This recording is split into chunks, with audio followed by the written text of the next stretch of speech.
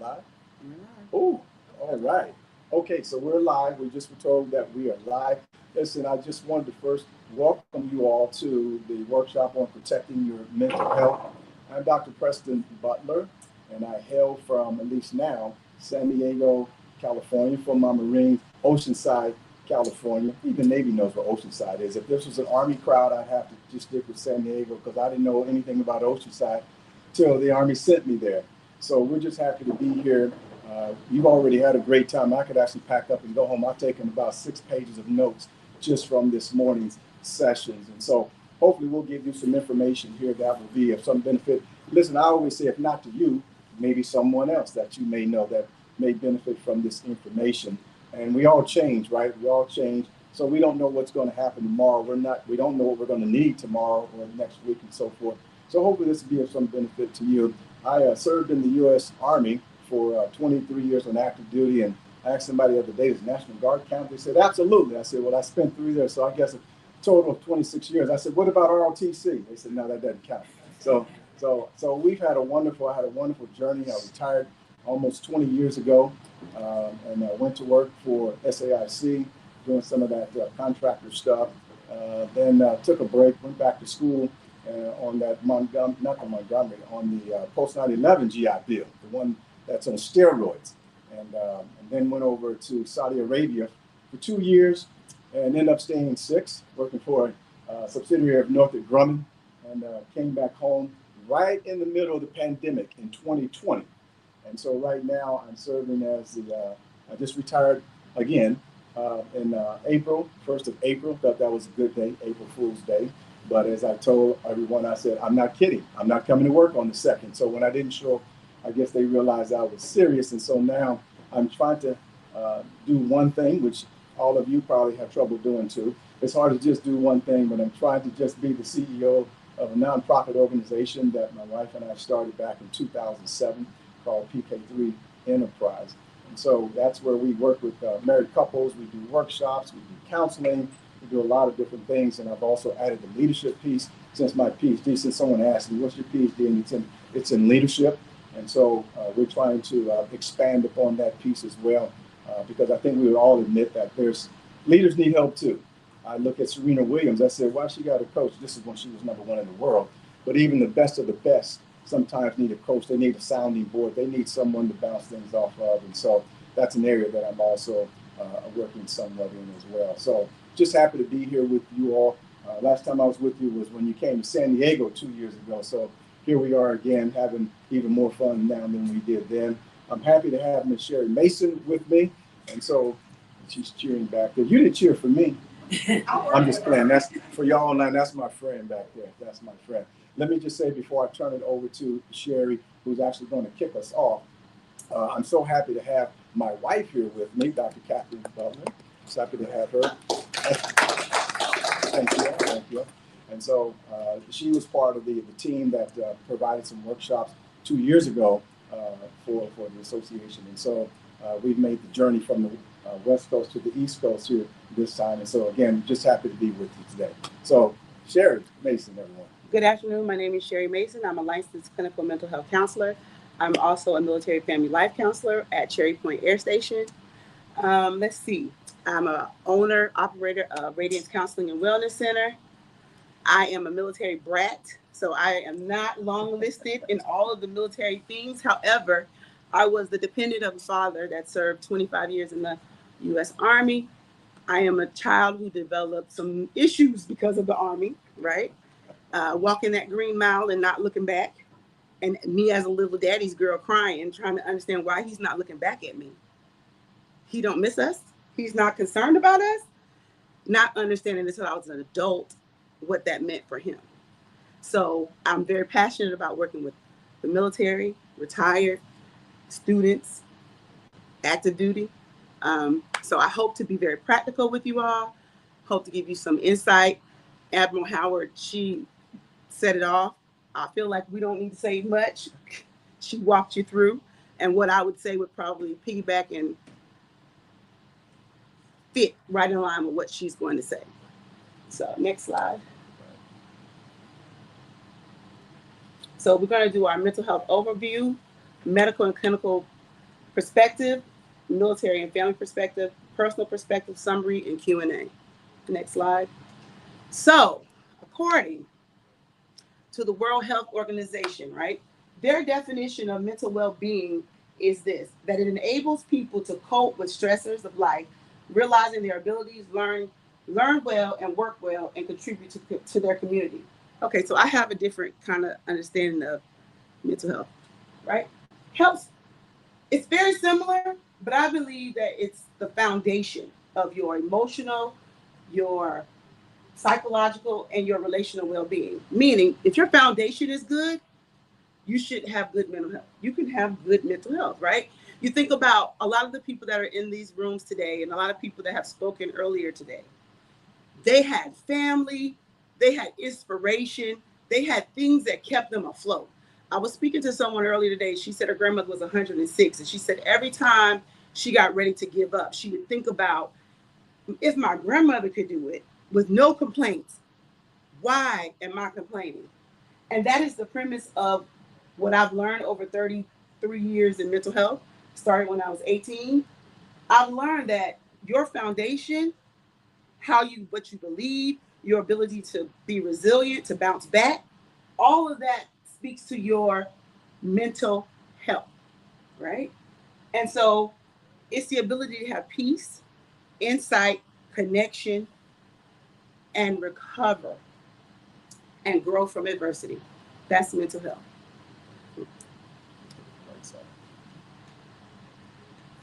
Oh, this is a different version of our slide.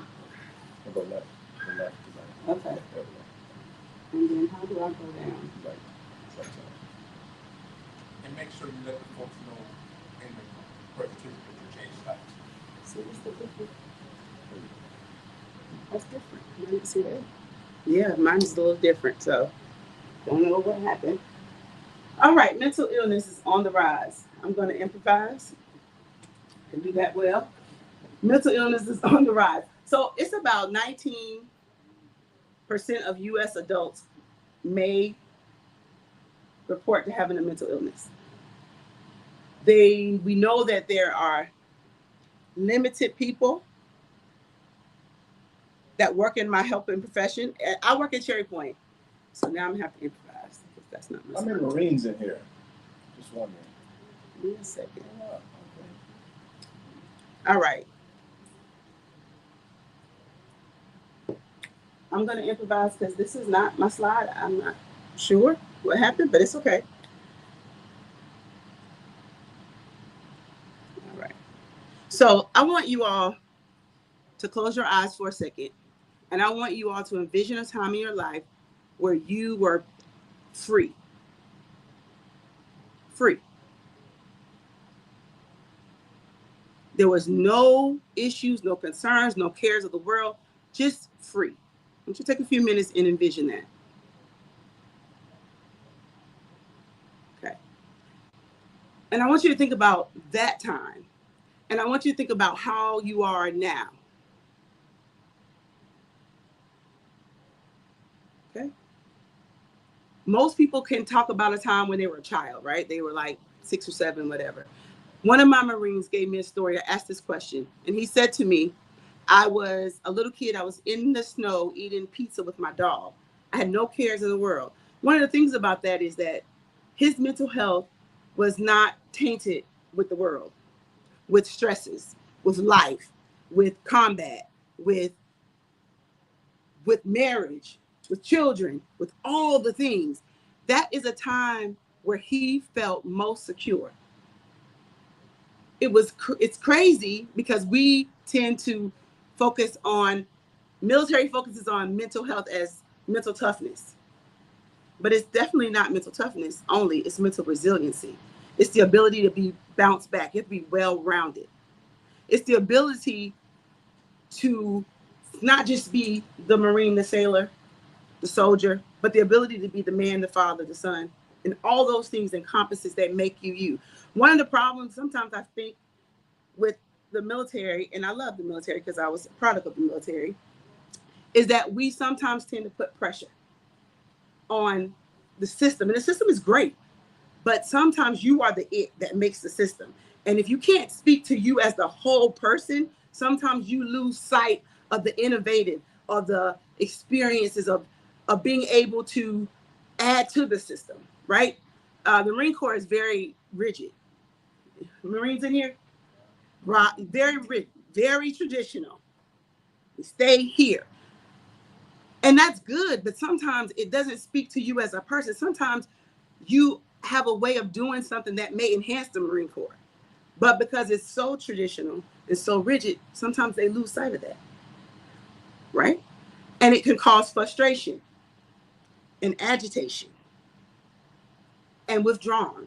And I don't want to be here. And they don't understand me. And I don't know how to do, I don't like my command. And I don't want to do this and I don't want to do that. Because you're losing sight of who you are as a person. So there's a reflection question on this worksheet that I have that says, what does mental health mean to you in your own words? I'm going to ask someone. I know the audience can't hear, but I'm going to ask someone to tell me, what does mental health mean to them in their own words? Camille. Well, as a chaplain, to me, mental health is resiliency, the ability to bounce back. It doesn't mean that we're always 100% of the time, but your ability to recover from whatever happens. It doesn't mean everyone. I try to remove the stigma of mental health, like that we're all going to have mental health issues if you keep living but to recover and still be able to go in spite of everything, that's mental health is. Exactly. Mental health. Mental health is exactly what it is. It's the healthy version. It's being healthy, not mental illness. And sometimes we interchange the word.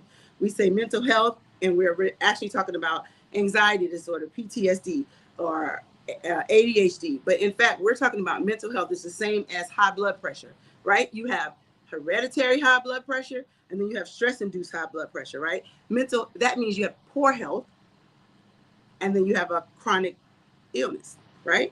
They're different. So when we talk about mental health, we're talking about your level of health or healthiness in your mental state. Okay. I am really trying to work this out. And I wonder if we could possibly take this and add this in the portal. Actually, I can't do that because she's Juan's controlling it. Oh, okay. All right. Okay. It's okay. No, we're good. We're good. Okay, y'all. Sorry. Can you see me? So I kind of talked about this, mental health versus mental illness. So you have emotional and psychological well-being, disorders affecting mood, thinking, and behavior. That's an illness. Then you have coping with stress and challenges, significant distress, impaired functioning. That's the mental illness part of it. So that's where you get your diagnosis. Then you have a positive relationship. Then you have positive relationships and sense of purpose, anxiety, depression, schizophrenia. Those are all the types of mental illness. So in my profession, what I see a lot of in the Marine Corps is a lot of adjustment disorders, a lot of anxiety disorders, a lot of PTSD that was not diagnosed, but happened outside of the Marine Corps, and they made it through. And now, because of being in that stressful environment of being in the Marine Corps, now they're triggered. And now we're seeing people who want to get out, people who are suicidal, having suicidal ideations, because these are mental health things that they had not dealt with. They just came in trying to escape, to find a better life, or whatever. And the pressures of being in the Marine Corps triggered. Maybe the command is a yeller, right? And they've grown up with domestic violence. So now they're in the Marine Corps and they're trying to get something accomplished. And their command, the gunny sergeant, is, you better do this, man up, blah, blah, blah, whatever, right? And he's used to that because his father was aggressive. And so instead of him responding well to that, he now cowers. Yep. And now we have him sitting in my office going, I don't want to be here no more. I don't like this. They talk down to me. I'm not meant for this.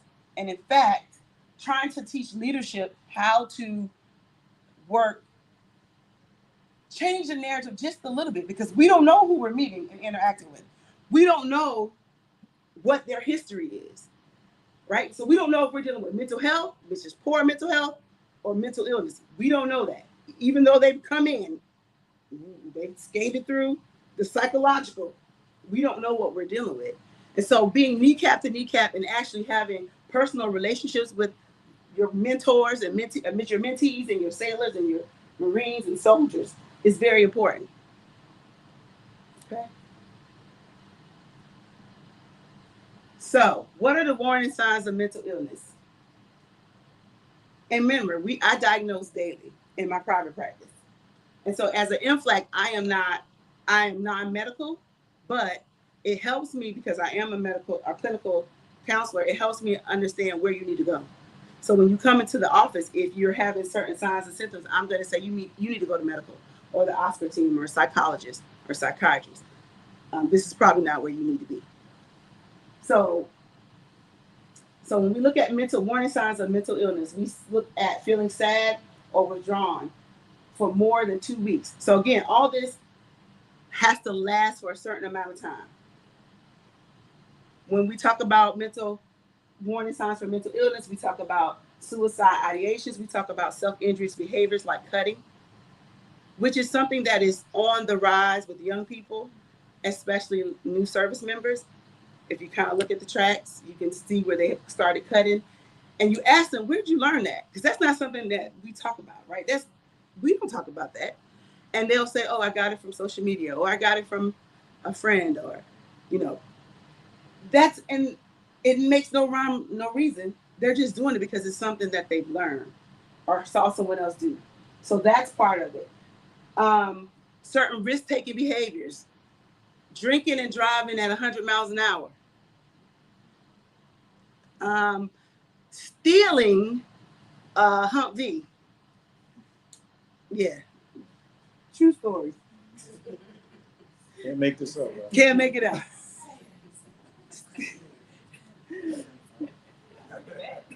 Yes, sir. Did you want us to hold our questions to the Yes, end? you can hold your questions to the end. Yes, sir. Because we're going to go to the family perspective. So I'm just kind of giving an overview of mental health. And I was a little lost, so please forgive me because my slides look different. But I'm improvising. Sorry. We'll do it on the fly. Sudden overwhelming fear for no reason at all. I was talking to someone the other day. I think I was talking, and I was saying to her that sometimes in cultures we teach anxiety. This is anxiety, right? True story, mother. You get in an accident, you better make sure you have clean underwear and no holes in it. So when you get in an accident, you're not thinking about, oh my God, I'm in an accident. You're questioning, do I have good underwear on? Seriously, like it's taught. We teach anxiety in some cultures. And sometimes we normalize it. We make people fearful of things. So you have a young Marine or a young sailor coming into a place who has been taught anxiety. So is that poor mental health or is that mental illness? It's poor mental health, right? And so now he's from New York, prime example. He's from New York. He comes in and he's on edge. Everybody's out to get him. Nobody likes him. He's watching his back. He's in his shop doing work. He bucking at everybody. He's upset because he thinks that he's on the streets of New York. He doesn't realize nobody's out to get him, that he's safe. But because he's so used to that city life type of on guard, some symptoms of PTSD, on guard, easily startled, apprehensive about trusting people, he comes in and he uses that same mentality. So now nobody likes him. Now he's not successful. And he's in my office. They always come to my office. Significant weight loss or weight gain. Again, mental health or mental illness. Mental health could be family systems. You cook for everything. Everything is a celebration. You sad, you eat. There's a funeral, you eat. You happy, you eat. They don't apologize. They cook your favorite food. So now you're on BCP or weight loss program, and you're doing all the workout and you're not losing weight. Well, the issue is may not necessarily be the physical fitness, but your relationship to food. So when I'm bored, I'm snacking, I'm eating, I'm doing this because that is what I've been taught. Poor mental health. Seeing, hearing, and believing things that aren't real. Now that in and of itself is mental health. Excessive use of drugs or alcohol. Could be mental health, could be a substance abuse use disorder, or it could be, again, every time we celebrate, we're drinking. I'm bored, we're drinking. Poor mental health, mental illness. More often than not, before it reaches mental illness, it's poor mental health. Drastic changes in mood, behavior, personality, or sleeping habits. This one I like, but I also feel like because you are in a service setting, you don't always get to control when you can sleep or eat or do some things sometimes, right? So you could have poor sleep because you're always up. You got to get up at 4 o'clock in the morning, or you are staying late at night. And so now you're just trying to decompress. And so life is happening. Extreme difficulty concentrating and staying still. Now, military people, I love y'all dearly. ADHD, not really, but busy being busy, always doing something. Mental health or mental illness, right? What is it you? The juggling, multitasking, something happens. Staying in the moment. It's difficult working with people who struggle with impulse control and thought process, right? It's difficult because they're always doing something. They cannot sit still. They can't focus. So helping them to understand that, I think someone said it earlier, first things first, one thing at a time. And then the last one, we talked about intense worries and fears that get in the way of your daily activity. That is definitely mental health. So, next slide, I'm sorry. Medical perspective. So, there's two perspectives. There's clinical perspective, which is what I do, and then the medical perspective when we're looking at treating mental illness. So, we're looking at first routine screenings, annual mental health evaluations. We're looking at checking to make sure that your sleep and your nutrition is optimized for your optimized brain functioning through restorative sleep and balanced diet, right? It's important that when I meet with the Marines that we talk about how are you sleeping? What are you eating? What are you doing before you go to bed? What is that thing? People with ADHD tend to constantly have to do something. So their brain never cuts off. And so if you are a person who uses TV to fall asleep, when are you really resting? Because your brain is processing all the things that you're hearing, even when you're asleep. So you're not truly rested when you wake. You cannot live off of soda pop, chips, candy, all that kind of stuff, right? Monster. Make sure you say change slide when you do it. Yes, sir. Monster energy drinks. Can't live off of that. And there's getting ready to be a diagnosis in the DSM-5 for energy drinks.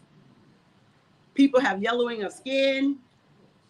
People who drink a lot of energy drinks, skin is yellowing of skin. It's bad. It's addictive. It's very bad. In most cases, mental illness is treated with medicine if it's severe enough. So antidepressants, mood stabilizers, psychotropic medication. This is difficult sometimes when you're on the flight line because you can't have ADHD and you can't have anxiety because you will be down. So you won't be able to do your job. So it's important to have your routine checkups.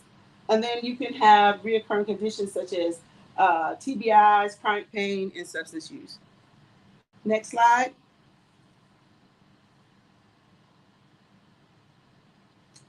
My story.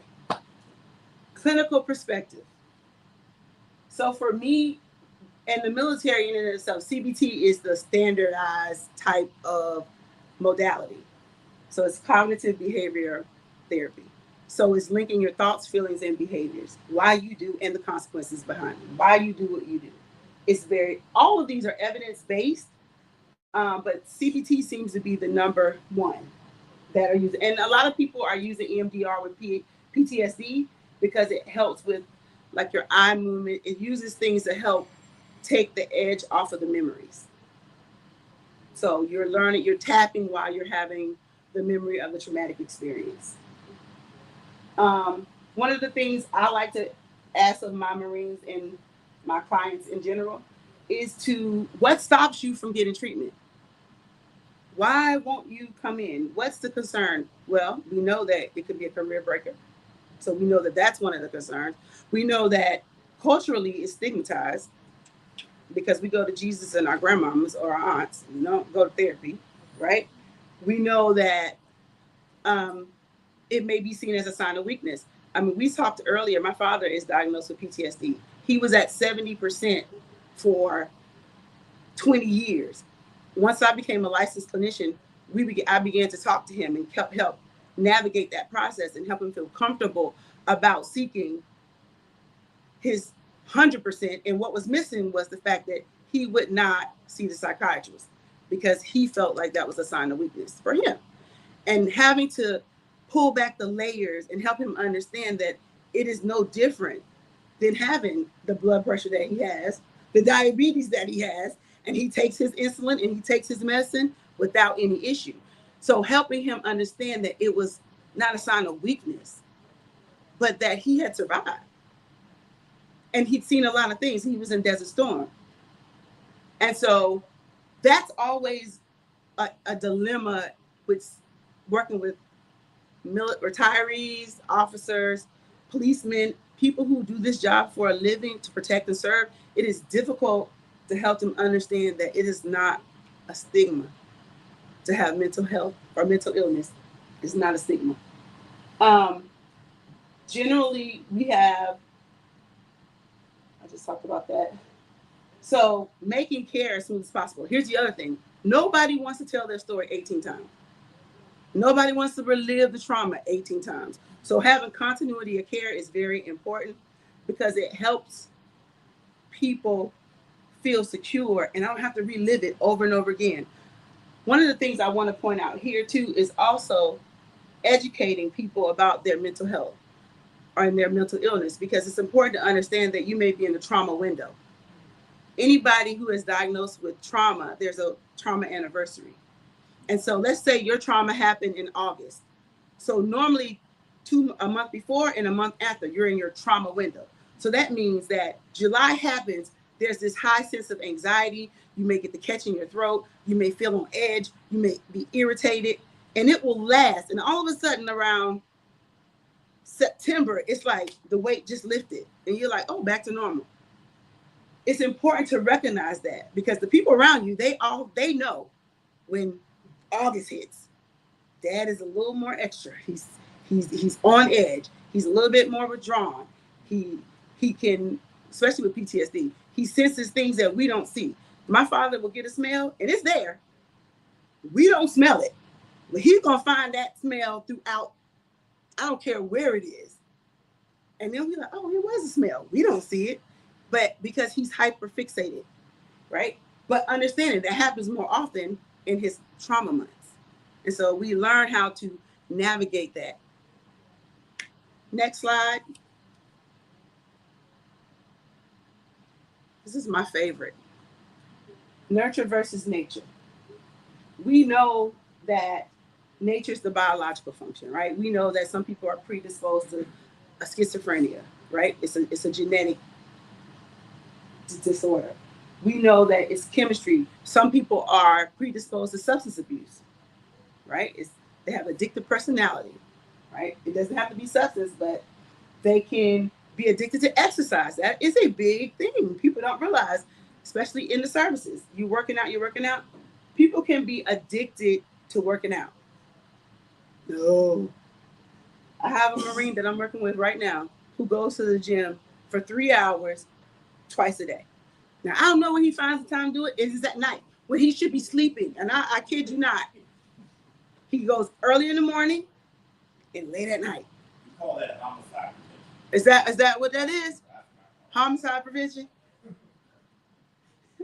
Okay. Maybe. I don't know. And then I'd like to talk about nurture. I'm going to skip that one. Nurture. Nurture is what you are, your family of origin or your environment. And it goes back to something that I said about when you come from the inner city and that environment plays a part in your level of anxiety.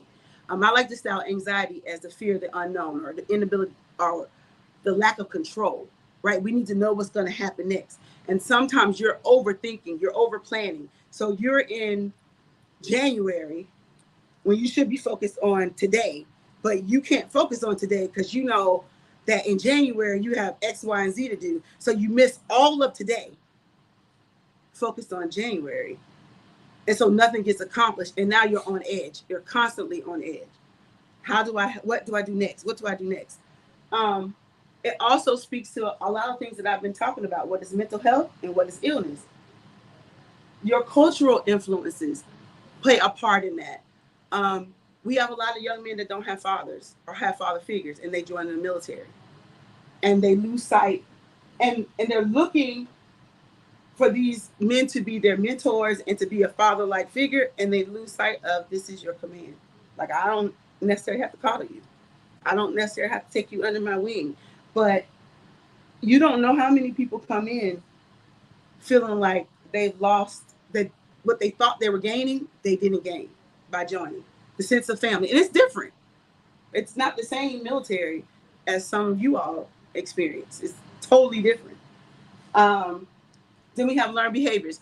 One of the things I talk about a lot with my service members who have parents that have bipolar disorder, they tend to pick up and mimic the symptoms of bipolar disorder. They have highs and lows. They don't necessarily have bipolar disorder, but because they had a parent that would go off the handle, they create chaos. They like chaos for 3 seconds, and then they go back to normal. They've learned that behavior. So some of the things, genetics may be triggered by environment. Resiliency can be a buffer to biological risk, and therapy and medication both impact nurture and nature. Next slide. So here's just a list of some of the common mental health disorders and their kind of their description. So we talk about antisocial personality disorder, which is a manipulative pattern, right? Avoidant personality disorder, fear of rejection.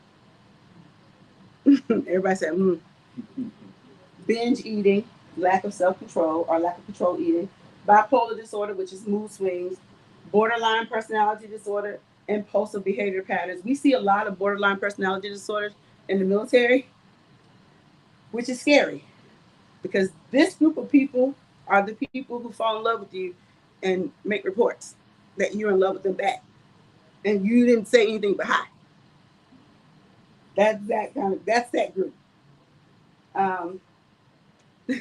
Delusional disorders, non-reality beliefs. And I'm not gonna go through all of them because you will have them, but the biggest ones for the military that we see a lot of is the social anxiety. We see a lot of substance-induced disorders. We see a lot of the compulsiveness. We see a lot of narcissistic personality. We see a lot of generalized anxiety. And we see a lot of depression. We see a lot of that in the military.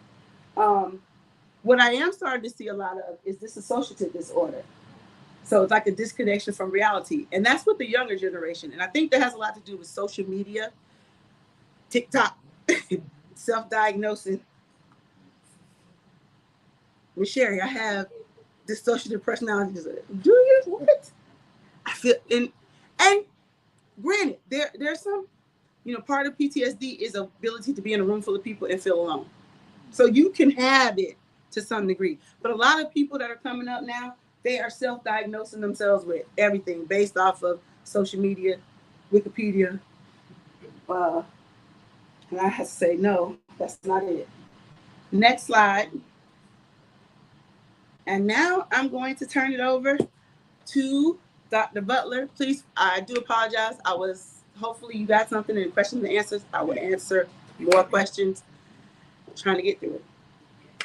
Dr. Butler. Thank you, Sherry. I just wanted to pull up a statistic and share with you all. So, because I think this is rather important, it was rather enlightening to me. That was really good information because she covered the clinical, the medical perspectives, and what I want to do for you is just cover what we think are the family perspectives, and then finally, okay, so now that we know all of this, what do we do? And I just wanted to give you a couple statistics from the Centers of Disease Control and Prevention back in 2021. And we know how things go. If it was this way in 2021, it's 2025, it's probably even worse. But it says that 12.3 million adults seriously thought about suicide. I'm not going to debate the word seriously there, but 12.3 million. 3.5 million people planned their death, and 1.75 made an attempt. Finally, this comes down to 48,183 people were successful. That means committed suicide, resulted in one death by suicide every 11 minutes. I didn't see that coming when we were doing some of the research that we did. So I was amazed. I knew this was an important and somewhat very sensitive topic, but I had no idea it was that critical. And sometimes it's because I'm talking to a room full of DOD types, and we're trained differently. So our thought processes are different. We can put on a mask. So I said, and fake it till you make it. I've never been too crazy about that statement, because what you do is you don't catch a hold of the underlying issues and things that are going on until you're retired. I've been retired almost 20 years, and you go, shoot, what's going on? And when you do counseling and psychological things, and you start going backwards in time, you don't go forward. And as you start peeling that onion and that layer, it'll lead you back to the military and your childhood, almost 100% of the time. And so I've had to do my own self-analysis and all that kind of stuff. And so now I'm cognizant of some of these things and don't have to necessarily know, because it could affect my promotions, right? It could affect my command opportunities. It could affect a lot of different things. So now I think the leadership now, because this is becoming such a big deal, is starting to understand that you can still be extremely successful and have a mental health situation, maybe even a mental illness, because the field is getting better. Next slide, please. So what I want to start with is to show you what I think a family looks like pretty much on the military. Now, this is what I saw growing up in the military. Didn't matter what service. I got a lot of chance to do joint stuff. And this is what I always saw. Some of you all may recognize that family on the top right. That's Brigadier General Ahmed Williamson and his family. I did ask him if I could use, a disclaimer, I did ask him if I could use their photo, and he said yes, because they sent this to us when their daughter graduated from the academy. And so this is typically, if I was going to go out and recruit people, I'd use stuff like this here. But most of us know that typically, next slide, that once we get in, typically after that big rush and all of that, it calms down. This is what we face a lot of times. And a lot of it's because we're dealing with the deployments. And even if it's not a deployment, schools. Some of my schools were 4 months. People were talking about Command and General Staff College. Okay, that's not one of these 3-week schools. Airborne was. That's quick. You go out there, then you go back home. But some of these schools are fairly long, and your family doesn't go with you. So just because you're not going to fight a war, there's something, I don't know what it's called, but it's that absentee syndrome, I call it, because you're not there. And so we go through a lot of these. When you get kids now, the later in your career, at the beginning, it's cool, you're just doing your thing. But as you start having children and they enter middle school and high school, that's when it really gets significant, because they may have to change high schools, watch this, in their senior year. That's kind of tough. And by that time, at 16, 17, we try to make them just like us. It's like, oh, come on, suck it up. You're driving, going to your next duty station, and they're tearing up in the back of the car. And you don't even know how to respond to that. You don't even know what to do, because we weren't trained to deal with that kind of stuff. If there was a soldier, a sailor, something, he's like, hey, what's going on? Then we kind of like do what we do. I was out at PT at the MCRD there in San Diego, and guys are running in formation, and the guy is falling back in formation, and his partner falls back with him. And I'm telling you, he cold cocked him. He said, come on, let's go. And pushed him and told him to get up there with the formation. Okay, you can't do that at home. Well, you can. I don't advise it. So you go from that environment to where we have to be, because we're responsible for the defense of this nation, and we're not trying to be the best. We are the best military in the world. But it's not about being the best now. It's about sustainment. How do we make sure we stay number one in the world and we can defeat any threat that comes our way? So we have a certain mentality. So I'm going to fast forward and then jump back here. So what do you do? What did I have to do? Because some people would ask me, what did you do? Well, what I did, one thing was my wife had to tell me I'm not one of your soldiers. You know, this was my first tour of duty, you know, and you know how it is the first tour of duty. You're trying to make that next promotion, that next this, that next that, and etc. So you come home, you don't take your BDUs off and your boots. I don't know what they were now, and you had stuff. You come in and just like, okay, let's go. You know, you're still kind of pumped up a little bit, right? And then, you know, she finally told me, you know, I couldn't read her face, which I should have been able to do, but we're not trained to read faces. We listen well. Okay. So when she told me that, I said, she's right. So what did you do? So I sat in the car in the driveway, took my hat off, and I decompressed. Sometimes it's 5 minutes, sometimes it's 7. It depends on what kind of day I had and how many chewing outs I got and how many I had to get. It just depends. But when you go in that door, we're talking the family perspective now, then you have to have a different mindset because it's a different area that you're working in now. Okay. So these are the things when you're retired, we still go through some of the same things, okay? Especially for senior, and I'm glad we have a lot of the senior officers that are giving us information on their journey. It's not just your journey in uniform, it's your journey after you get out of uniform, because it was easy coming in the military for me. I don't know about you guys, but it was easy for me coming in the military because I knew that's what I wanted to do. I already knew what was going to happen. I already knew the badges I wanted. I already knew the places I wanted to go. But once you get out, now what? There's that anxiety that's, okay, who am I? Nobody calling you Colonel. Hey, Preston, what's up? You're like, wait a minute. Okay, watch this. You get a doctorate degree. Nobody's calling you doctor. No one really cares. All they care about outside DOD is, did you get the job done? And did you get it done on cost, on time, all those kind of things. You know, so it's a totally different environment. And guess what? We do the transition, right? My wife used to teach transition training and all that stuff. But I can tell you, having gone through 2 of them, it wasn't enough. Because think about it, over 20 years of indoctrination, and you're going to spend a week unpackaging all of that. It didn't work that well for me. So I had to learn a lot of things kind of on the fly. But the beauty of it is we're trained to, and I hate to overuse this term, but adapt and overcome, or we shift. Or the new word now starts with a P. All of y'all know it. There you see, I knew y'all knew it. We just pivot. And that's what the military teaches us to do. So next slide, please. So here's what happens when we come in, right? It's all about combat readiness. And because that's tangible. Why? I can measure it. What's your physical fitness test say? Did you max it or did you fail it or somewhere in between? There are numbers. You can measure these things. Weapons qualification. Are you an expert? Are you a marksman? All those kind of things. And the equipment. Did you show up with your safety mask? Did you show up? Okay, all of these things are tangible. But what happened somewhere in about halfway through my career, they start talking about this mental stuff because we were having a lot of suicides. Mm-hmm. We were having a lot of people who had mental issues that they were dealing with, but we kept them hush hush.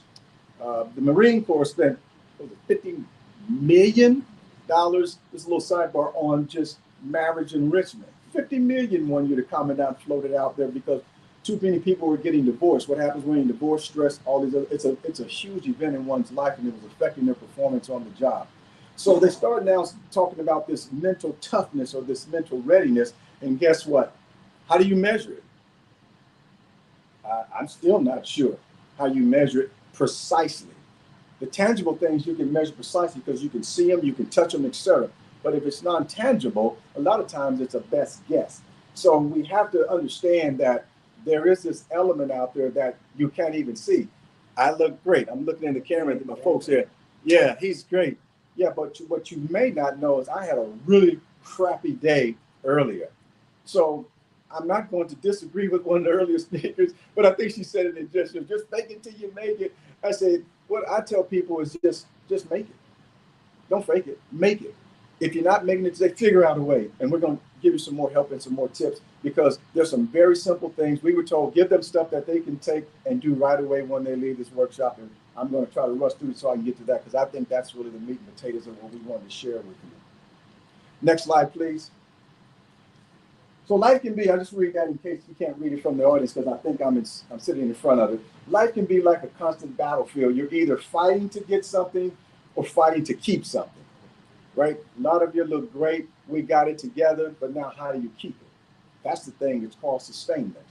Okay. So protecting your mental health. This is where I wanted to get to. Next slide, please. Thank you. All right. That's where we want to be. So protecting your mental health. How do we really actually do that? When I was coming through the ranks, I was talking to a general officer. I think I was lieutenant colonel at the time. And I said, hey, sir, what do you think about this? And what do you think about that? And he said, you know, just invest your money. And that was the end of the conversation. But he didn't tell me how. I didn't know about Fidelity. I didn't know about all these other, I didn't know. And so now when I tell folks something, now I believe I have an obligation and responsibility to tell them how. You don't have to do it exactly the way I did it, but I just want to give you the foundation and some principles that may be helpful. So the first thing I want to tell you is just remember we're human. And it is okay to be human, all right? It is okay to be, we're not robots. When I got a call from Colonel Johnson, I don't know why I remember his name. I was a major, and he says, hey, this is Colonel Johnson. I'm calling from the Pentagon. I'm so-and-so. I work for General so-and-so, and I'm talking blah, blah, blah. I thought it was a recording. It was so robotic. And I said, I'm sorry, excuse me, because I thought it was a joke. He said, this is Colonel Johnson. I'm calling from the Pentagon. Blah, blah, blah, blah, blah, blah. And I said, okay, man, who is this really? That's what I said to him. He said, no, this is no joke. I said, oh, I'm sorry, sir. You know, and then he told me what he was calling me for. But the military can have a way to treat us to be robotic. And because we're all replaceable, right? You just cover down right in that person what they do. What they say, pull out the file and just see what they did and ditto. You know, you may build upon that, but you're going to start where they left off. But we're all human. And so even in the acquisition field in the Army, we have the contracting and program management.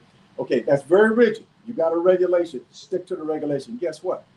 We are all pretty much left brain thinking A types. Now what they're saying is, you know, I want you to tap into the right side of your brain and be creative. First time I heard creative contracting, it scared me. I said, wait, what do you mean by be creative? No, we're going to have terms and conditions. We're going to have this section. We're going to have that section. That's it.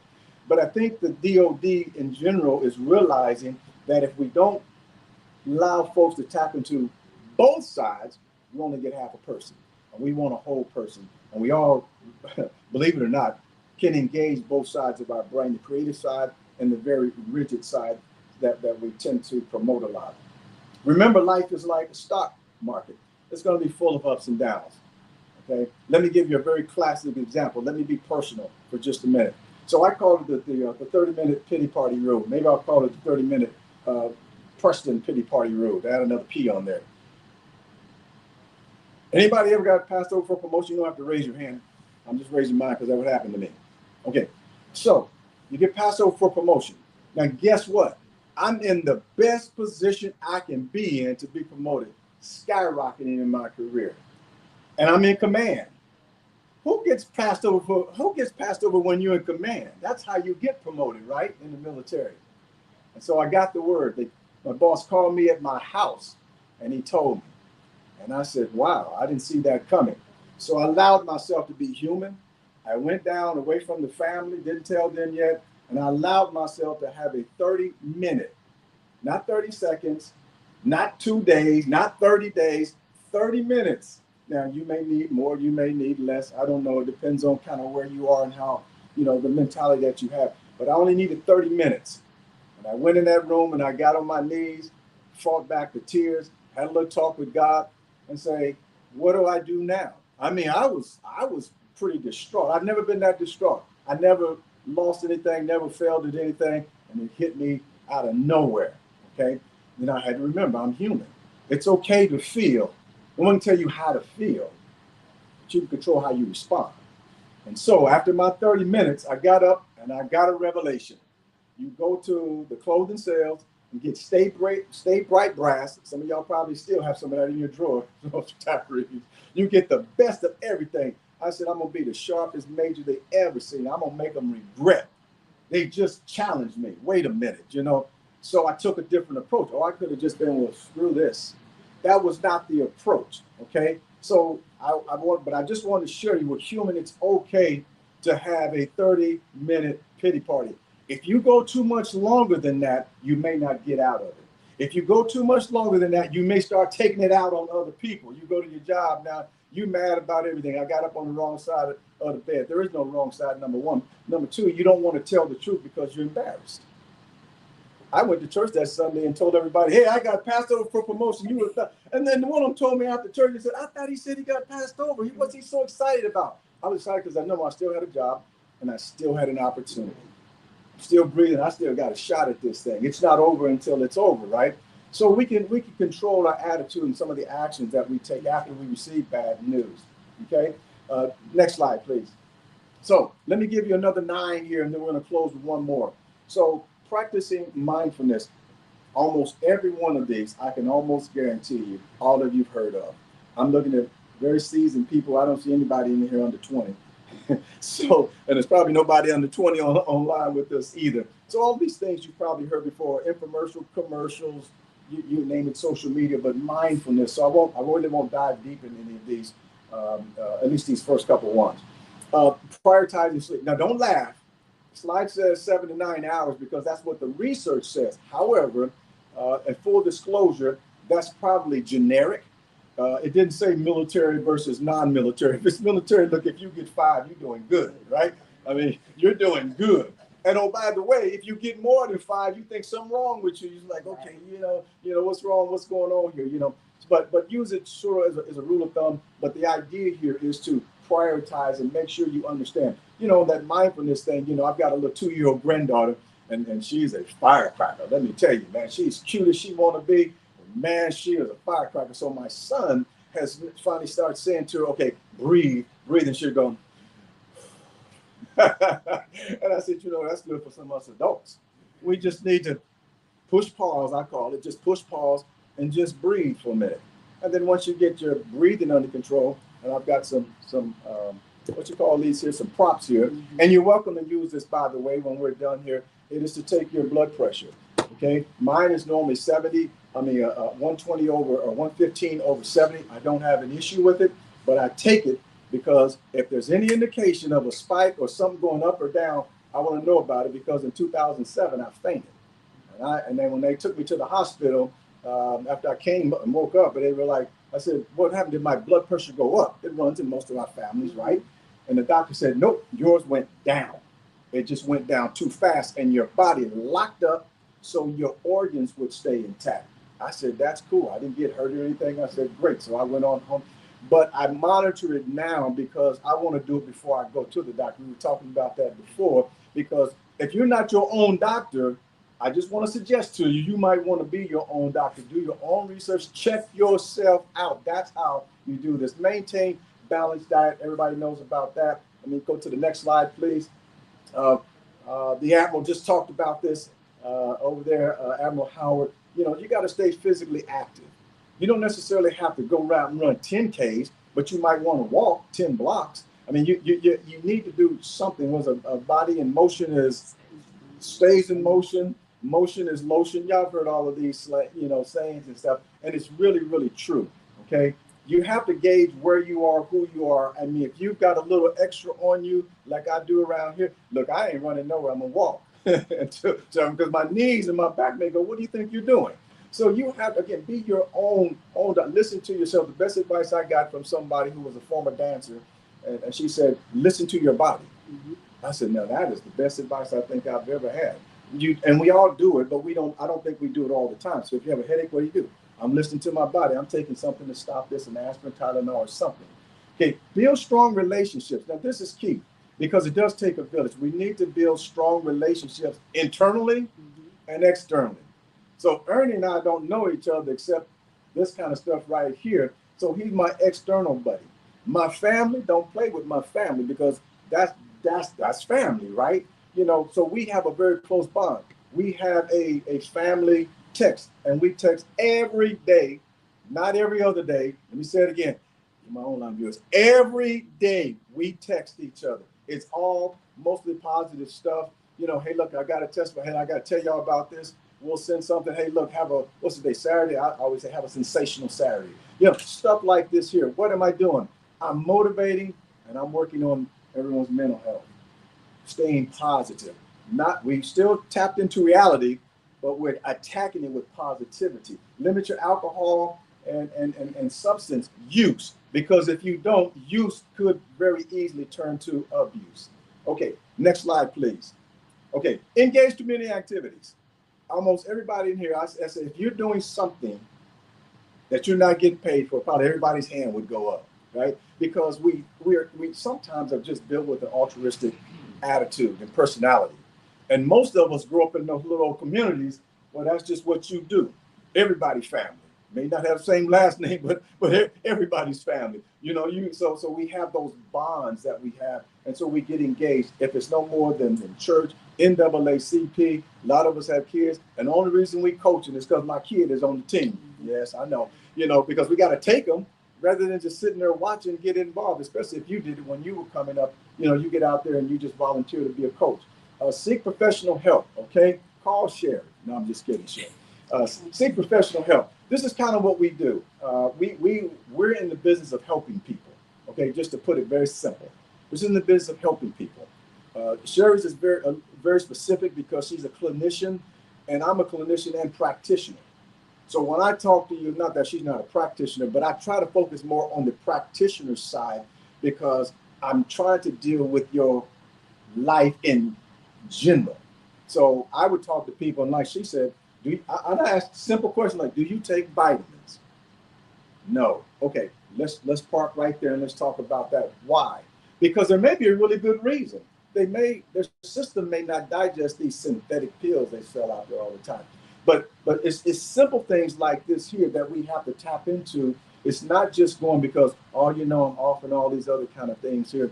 You want to make sure that you catch it early. She's going to talk about that as we wrap this up. Okay, catch it early. That's really key. Not just on your organs, your lungs, your heart, the this, the that, but also your mental stability. Make sure you start forgetting things. Okay, we all go in the room. What did I come in here for? That may not mean you've got a mental health issue going on. That could just mean you got too much going on at one time, and you need to simplify. Not where's my Marine? Not simplify. Simplify. All right. Okay. So maintain a spiritual life. Okay. I didn't know this until we really, because we always said this, we always promote this. I'm a PK, I'm a pastor's kid, so grew up in church all my life, and now I R1. So we always say this because we understand personally the benefits, but guess what? The research now is saying there's a positive correlation between mental health and your spiritual life. A positive correlation. Okay, that means the higher your spiritual life, the higher your mental health. That's what positive means. The lower, the lower. Okay, so they go in the same direction. So we'd just like to encourage you there. Okay, the last slide that I have here that I want to give you on the how, and some of you already saw this. Oh, next slide. Thank you. Next slide. So some of you who were with us 2 years ago saw this slide. And so it talks about quality life balance versus work-life balance. Okay, let me just tell you up front, my book's coming out hopefully shortly here, but on quality life balance, there's no such thing as work-life balance. It used to be when it first came out. All I would ask is, how's that working for you? Okay, the problem with it is the way that the model is designed is you give 50% to your work, and then you have to allocate it, the rest to the other 50% to the other parts of your life. Okay, now the problem is, how do you allocate it? And then on what day of the week is it? Am I deployed or am I at home? Is it a weekend or a weekday? Look, that's a science project. And that's way too much work, and your brain is on overdrive. Then you go to sleep, you're still thinking about it. You wake up, you're thinking about it. That's just way too much work. Now I got a mental health issue just thinking about it, Jerry. So I suggest you actually look at it from a quality life balance. So here's the litmus test. The litmus test is, okay, my wife and I got away for 3 days. And then your buddy says, well, we went for 7 days. Who had a better time? Who had a better deal? Initially, because we're trained to think quantity, not quality. And we say, oh, 7 days. Yeah, absolutely. Not necessarily. They didn't tell you they fought the whole 7 days and were miserable, But hey, we went for 3 days and we maximized it, had a great time, went on a dinner cruise and blah, blah, blah, blah. So what I'm trying to promote here and suggest to you is don't get hung up into the numbers and the quantity, get hung up on the quality. So rather than giving 50% on your job, which if you work for me and you told me, hey, sir, I can give you as 50%, I'm firing you. Well, I'm going to have to find something else for you to do because I want 100%. Tell your spouse, look, when I come home and your kids, look, y'all get 20%. Good luck with that. Right. And we don't do that, right? We don't do that. What we do is say, hey, I'm giving you 100%. You got 100%. You go to church.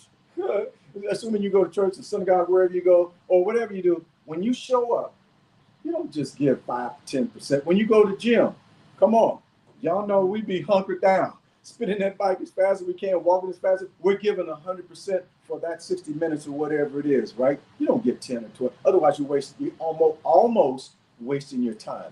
Okay, so that's what I suggest you do. Be here now. That is a slogan we had in the company that I just retired from. Be here now.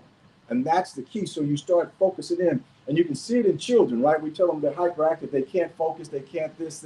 And if you don't help them sit down and focus, guess what? They're going to be an adult and they're going to have the same problem. So you have to be able to focus and focus on one thing, go for the quality. It's done. Otherwise, you're going to be doing it over and over. I mean, you're going back to English class. You get turn paper and it's got so much red. I got more red than black on it. It's like, good God. So you turn it again, focus, and try to get it right the first time. Okay? So we're going to wrap this up with a quick conclusion. And then we're going to take questions. Next slide, please. Okay. No one should suffer in silence. Every diagnosis deserves attention. Listen, every service member deserves attention as well. Every service member deserves attention, regardless of what it is. Not all wounds are visible, and that's something that I live by because we look good every day. We know how to put the mask on. We've learned how to suck it up. We've learned how to do all those things, and we assume that because you look put together that you are okay. I have a girlfriend of mine. She's a Chief Warrant Officer 5. She was diagnosed with MS. She's not. She looks amazing, and they're giving her a hard time because she doesn't look like she has a disability, but in fact she does. And so being able to help people understand that just because I know how to put it together does not mean that I am not suffering or that I don't have something going on. And so we continue to advocate, educate, support those who carry invisible burdens. So I like to say that with the military because you cannot always disclose, right? Because disclosing could mean that you will be alleviated from your duties. So you can't always disclose. So it's good that we have places on base like MFLAC, which is confidential. You can come in and say what you need to say. I had a major that was a pilot who was getting ready to retire. He had alcoholism. So he cannot disclose that he has alcoholism because he cannot fly. But to be able to come in an office with a person who cannot disclose and to work through his stuff and to see him retire and to invite me personally to his retirement ceremony and shout me out loud and say, hey, I did this now. He's going home. So, of course, it's easy for him to say that now. But to advocate and make it okay for people to get help. So we fight the battle every day. Pay attention to your mental health, just like your physical health. We talked about that.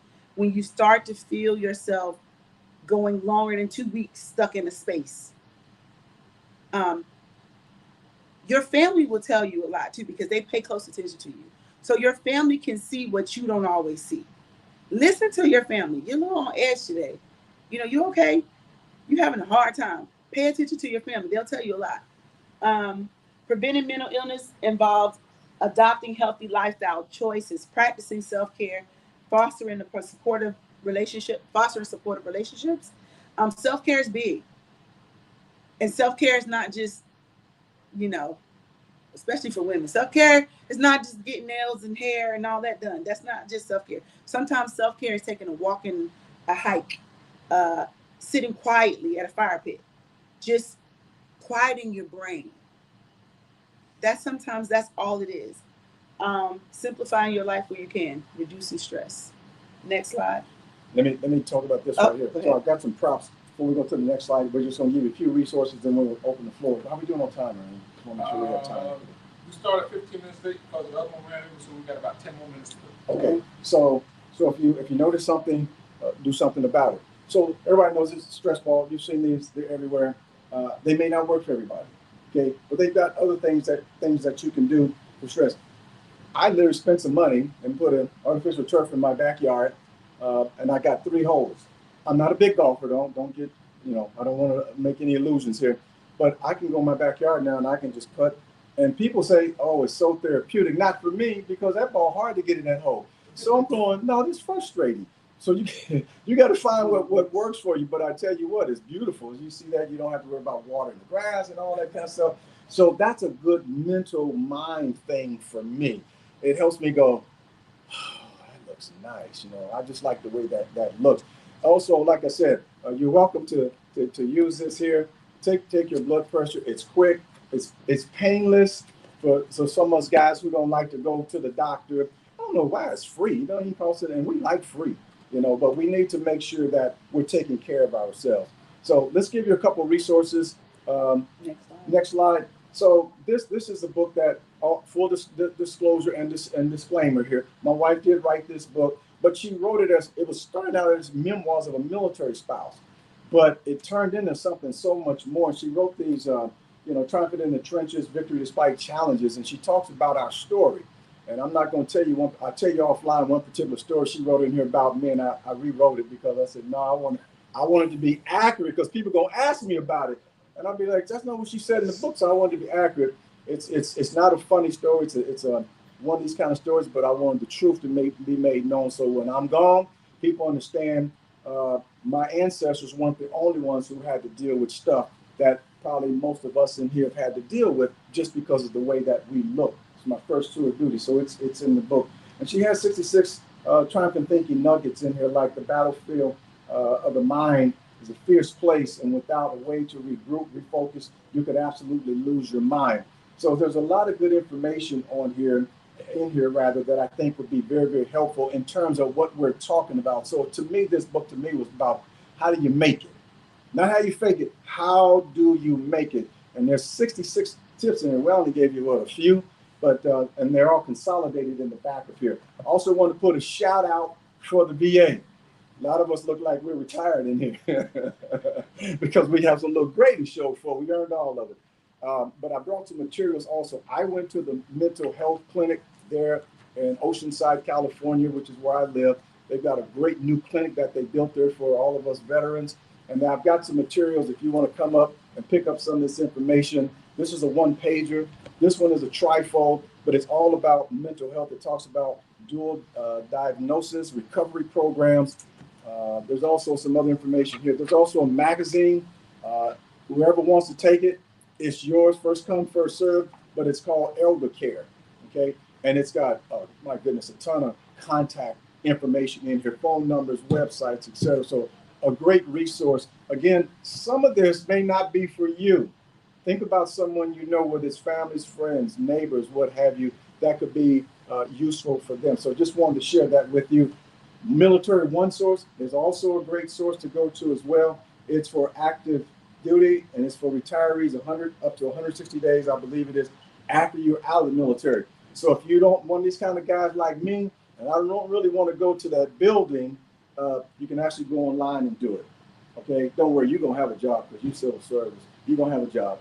Well, I don't know, AI is coming out. I don't know, but we want to expose you to what's out there because there are a lot of materials and sites and people that can help you on your journey. Okay, next slide. So I'm just going to give you a chance to kind of look. There are a lot of resources. There's the Veterans Crisis Line, which is also the suicide new number 988. Making Connections VA, Wounded Warrior Project. I think someone in here works, maybe not in this room, but I met someone that worked with the Wounded Warrior Project. I think it's Pat. Mo. Yep. And so you have a PTSD coach, which is a self-help tool for PTSD. Down at the bottom, I tried to put a lot of things that everybody could use, not just one person. Give an hour, that's free counseling for veterans and families. Let's see, boost our family psychiatric support. And you all get these slides. I Yes. miss a lot, but all these are active links. Yep. So you got to just hover over, click it, and you're there. You're there. Okay. She's taking a picture. I'll let her take the picture. All right. One more. And so this is just next slide. This is just it's for women, but men could probably take away. Your wife could probably take away too. This is the Self-Love Guide or Self-Love Commandments by Dr. Tarasha Lloyd. It's something that I give to women because women wear multiple hats a lot of times and they don't know how to take care of self. They're going to always take care of someone else first. And so this book just gives them a tool to help them kind of navigate some self-care. Next slide. So, I'd like to open the floor to any questions you have. I know there's a couple. Yes, sir. You'll have to speak up. I'm 100% disabled. I know I don't look it. Hallelujah. And if you could repeat his question so they folks can just the effect that social media has had on new troops mental health. I'm thinking the effects of becoming TikTok and Yes. just it seems like it's a different world. So you want to know about the effects that social media has on the new troops, Yes. Well, or troops in general. Woo! Social media is it's it's everywhere. It's easy. It's convenient. And so if you want to have something, you have somewhere to go that you can find that thing that matches whatever you want to have. And so part of it is that we see social media. I see it personally in situations where it causes, well, I would say Marines, but service members to voice their opinion, which causes command to take notice, because now you're speaking about things that in time past there was no platform, so nobody knew what you were thinking or your thoughts or your stance or your political stance or whatever that may be. Now with social media, people have free speech that's not really free. And so what's happening is you're seeing a lot of people being separated because of their social media interaction. You see a lot of people mood shift because of what they are linked to on their social media. So it is almost, I see about, I'm a very busy influx. So I see maybe in a day, I see maybe 8 people in a day. And out of the 8 people, 5 are coming to me in regards to something related to social media. Yes. Can you talk about some of the current resources for children and dependents, given that there's a shortage and there's an increase? Yeah. And either from a proactive standpoint or resources. So you want resources for your children and families. So what we have military one source, which is for families as well. You have your MFLAC, which is your military family life counselor. They see families, spouses, children. You have your community support or community counseling on your installations. They see families, couples, children. You also have Focus, which is a program that it was initially designed for families of people who were deployed or service members that were deployed. And it was talking about the stressors of being in deployment. But they now have broadened. And so they see families as well, teaching coping skills and anger management and how to adjust to being a military dependent or a military spouse or a military dependent child. So there are lots of things. You mentioned Focus. Yes. Focus. You're going to make me have to look it up. Hold on. Families. Yep. Families overcoming over stress. I didn't want to say it too. I didn't want to mess it up. Yes, sir. You mentioned a lot of reasons why people aren't evaluated for mental issues. What I didn't hear you say